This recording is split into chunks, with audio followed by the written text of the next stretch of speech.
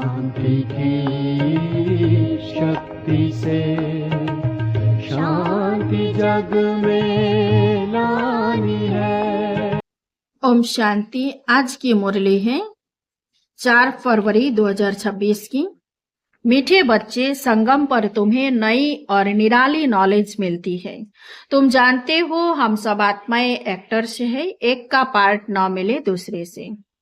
प्रश्न, माया पर जीत पाने के लिए तुम रूहानी योद्धों को, क्षत्रियों को कौन सी युक्ति मिली हुई है? उत्तर है, हे रूहानी क्षत्रिय, तुम सदा श्रीमत पर चलते रहो, आत्म अभिमानी बन, बाप को याद करो, रोज सवेरे सवेरे उठ याद में रहने का अभ्यास डालो तो माया पर विजय प्राप्त कर लेंगे, उल्टे सुल्टे संकल्पों से बच जाएंगे।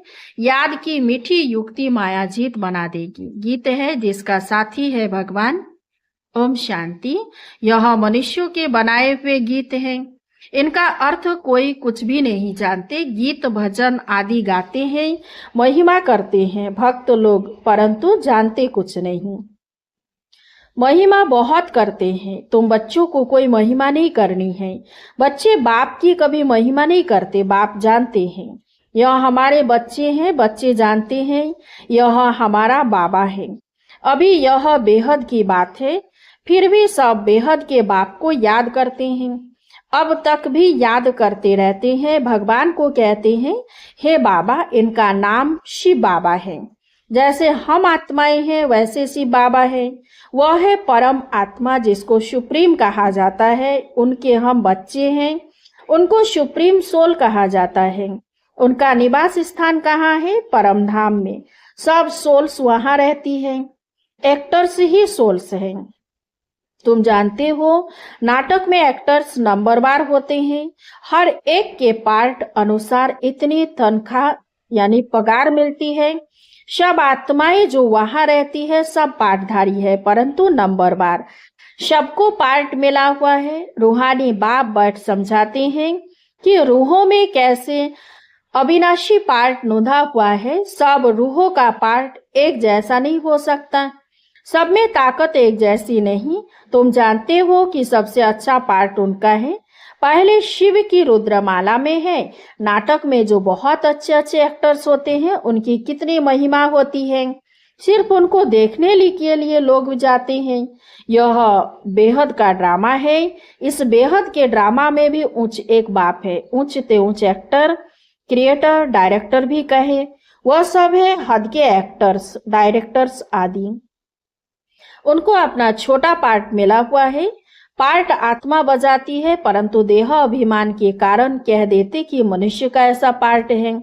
बाप कहते हैं पार्ट सारा आत्मा का है। आत्मा अभिमानी बनना पड़ता है। बाप ने समझाया है कि सतयुग में आत्मा अभिमानी होते हैं। बाप को नहीं जानते। यहाँ कलयुग में तो आत्मा अभिमानी भी नहीं और बाप को भी नहीं जानते। अभी तुम आत्मा अभिमानी बनते हो, बाप को भी जानते हो। तुम ब्राह्मणों को निराली नॉलेज मिलती है। तुम आत्मा को जान गए हो कि हम सब आत्माएं एक्टर से हैं। सबको पार्ट मिला हुआ है, जो एक न मिले दूसरे से। वह पार्ट सारा आत्मा में है। यूं तो जो नाटक बनाते हैं वह भी पार्ट आत्मा ही धारण करती है। अच्छा पार्ट भी आत्मा ही लेती है। आत्मा ही कहती है मैं गवर्नर हूँ, फलाना हूँ, परंतु आत्मा अभिमानी नहीं बनते। सतयुग में समझेंगे कि मैं आत्मा हूँ, एक शरीर छोड़ दूसरा लेना है। परमात्मा को वहां कोई नहीं जानते। इस समय तुम सब कुछ जानते हो। शूद्रों और देवताओं से तुम ब्राह्मण उत्तम हो। इतने ढेर ब्राह्मण कहाँ से आएंगे जो बनेंगे? लाखों आते हैं प्रदर्शनी में। जिसने अच्छी तरह समझा, ज्ञान सुना, वह प्रजा बन गए। एक एक राजा की प्रजा बहुत होती है। तुम प्रजा बहुत बना रहे हो। प्रदर्शनी प्रोजेक्टर से कोई समझकर अच्छे भी बन जाएंगे, सीखेंगे, योग लगाएंगे। अभी वह निकलते जाएंगे। प्रजा भी निकलेगी, फिर साहूकार, राजा, रानी, गरीब आदि सब निकलेंगे। प्रिंस प्रिंसेस बहुत होते हैं। सतयुग से त्रेता तक प्रिंस प्रिंसेस बनने हैं। सिर्फ 8 व 108 तो नहीं होंगे, लेकिन अभी सब बन रहे हैं। तुम सर्विस करते रहते हो, यह भी नथिंग न्यू। तुमने कोई फंक्शन किया, यह भी नई बात नहीं। अनेक बार किया है, फिर संगम पर यही धंधा करेंगे और क्या करेंगे। बाप आएंगे पतितों को पावन बनाने। इसको कहा जाता है वर्ल्ड की हिस्ट्री ज्योग्राफी। नंबरवार तो हर बात में होता ही है। तुम्हारे में जो अच्छा भाषण करते हैं तो सब कहेंगे कि इसने बहुत अच्छा भाषण किया। दूसरे का सुनेंगे तो भी कहेंगे पहले वाले अच्छा समझाते थे। तीसरे फिर उससे तीखे होंगे तो कहेंगे यह उनसे भी तीखे हैं। हर बात में पुरुषार्थ करना होता है कि हम उनसे ऊपर जाएं। होशियार जो होते हैं वह झट हाथ उठाएंगे भाषण करने लिए।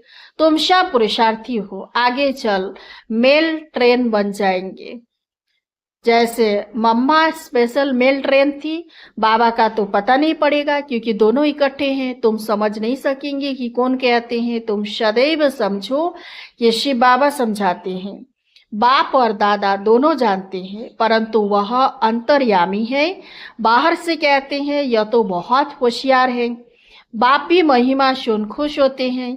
लौकिक बाप का भी कोई बच्चा अच्छी तरह पढ़कर उच्च पद पाता है तो बाप समझते हैं कि यह बच्चा अच्छा नाम निकालेगा।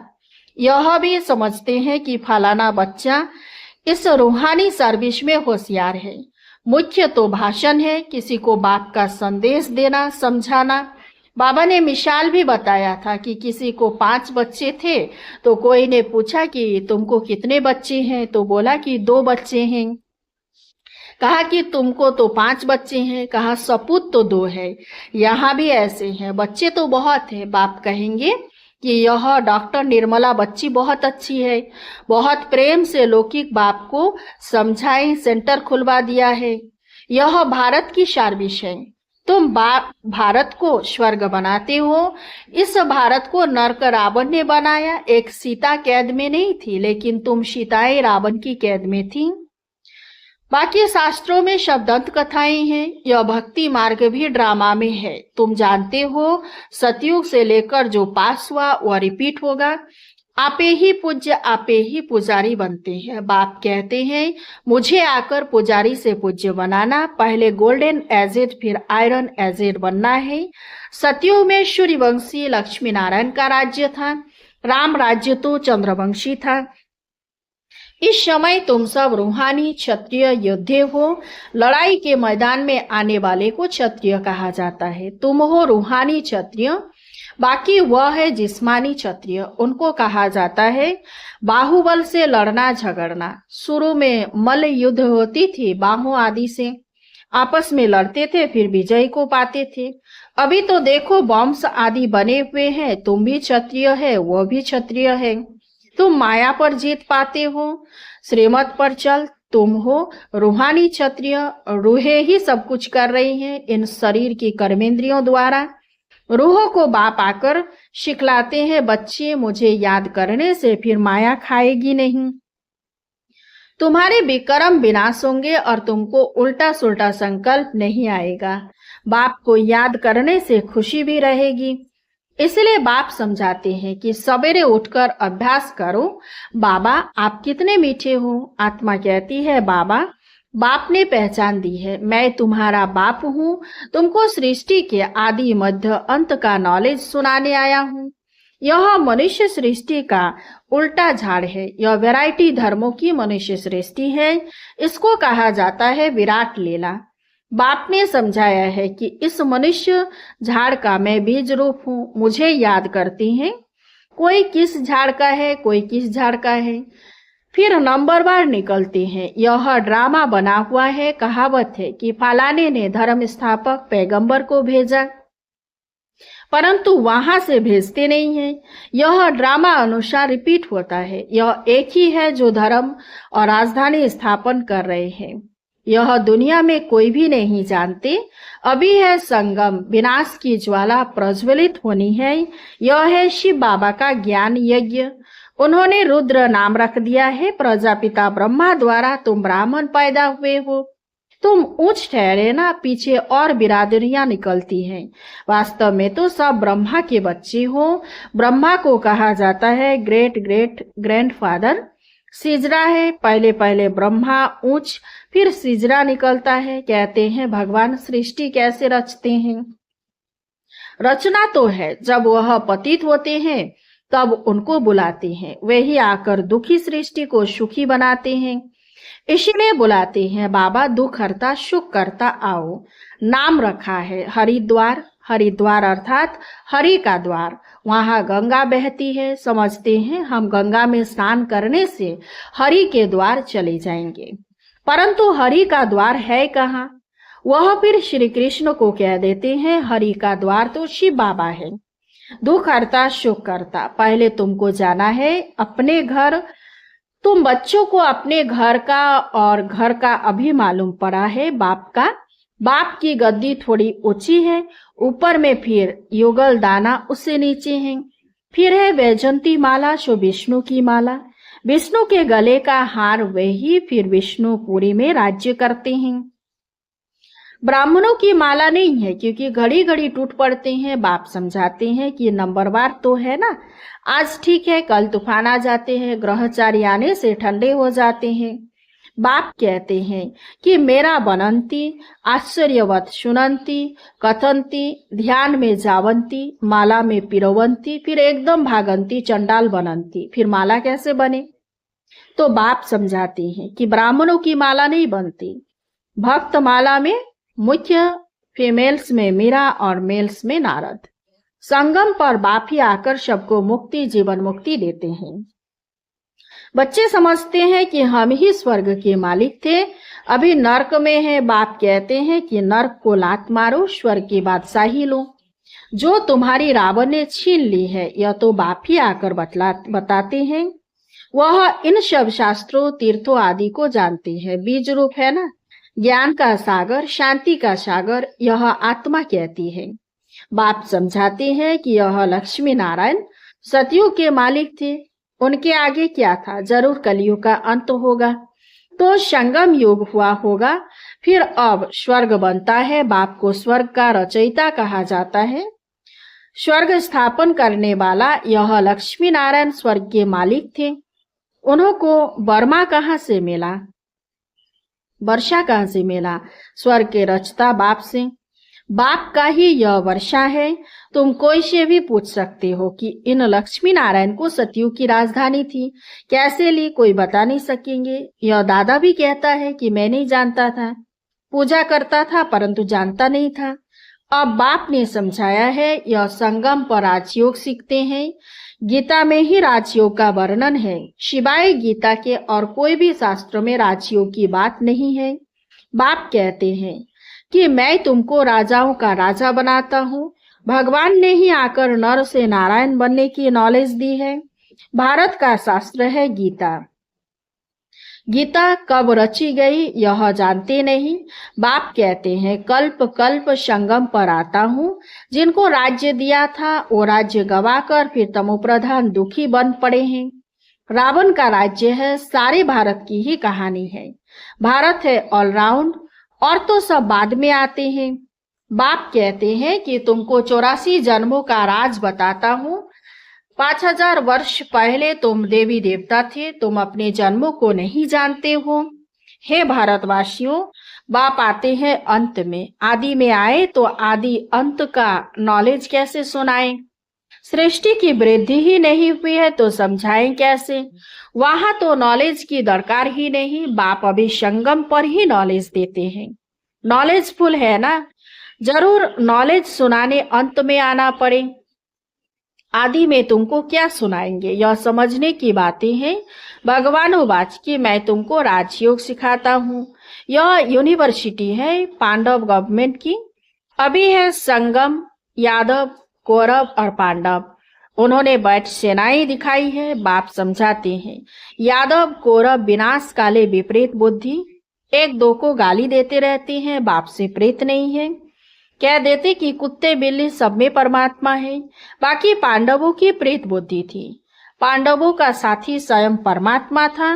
पांडव माना रूहानी पंडे, वह है जिस्मानी पंडे, तुम हो रूहानी पंडे। अच्छा, मीठे मीठे शिकिलधे बच्चों प्रति माता पिता बाप दादा का याद प्यार और गुड मॉर्निंग। रूहानी बाप की रूहानी बच्चों को नमस्ते। हम रूहानी बच्चों की रूहानी बाप दादा को याद प्यार और गुड मॉर्निंग। नमस्ते नमस्ते नमस्ते। धारणा के लिए मुख्य सार। 1 नंबर, आत्मा अभिमानी बन इस बेहद नाटक में हीरो पार्ट बजाना है। हर एक एक्टर का पार्ट अपना अपना है, इसलिए किसी के पार्ट से रीस नहीं करनी है। 2 नंबर, सवेरे सवेरे उठकर अपने आप से बातें करनी है, अभ्यास करना है।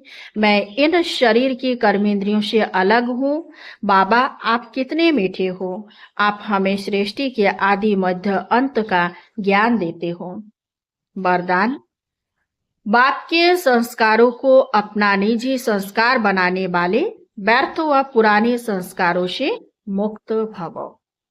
कोई भी व्यर्थ संकल्प व पुराने संस्कार देह अभिमान के संबंध से है। आत्मिक स्वरूप के संस्कार बाप समान होंगे। जैसे बाप सदा विश्व कल्याणकारी, परोपकारी, रहमदिल, वरदाता है, ऐसे स्वयं के संस्कार नेचुरल बन जाए। संस्कार बनना अर्थात संकल्प, बोल और कर्म स्वतः उसी प्रमाण चलना। जीवन में संस्कार एक चाबी है जिसे स्वतः चलते रहते हैं, फिर मेहनत करने की जरूरत नहीं रहती।